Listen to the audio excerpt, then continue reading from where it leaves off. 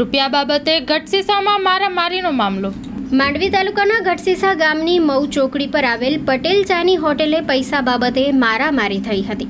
ફરિયાદી કડિયા કામ કરતા ગોવિંદભાઈ જેઠાભાઈ આઠુના જણાવ્યા પ્રમાણે આરોપી રાજપરના જયેશ બાબુભાઈ આહિર ફરિયાદી પાસે કડિયા કામ કરતા હોય મજૂરીના 3000 માંગતા હતા। ફરિયાદીએ 1000 રૂપિયા અગાઉ આપ્યા હતા, 2000 બાકી હતા, જે હાલમાં ફરિયાદી પાસે ન હોવાથી પછી આપી દેવાની વાત કરી હતી, જેથી ઉશ્કેરાઈને આરોપીએ ગાળો આપી માર માર્યો હતો, જેથી ગઢસીસામાં ફરિયાદ નોંધાઈ છે।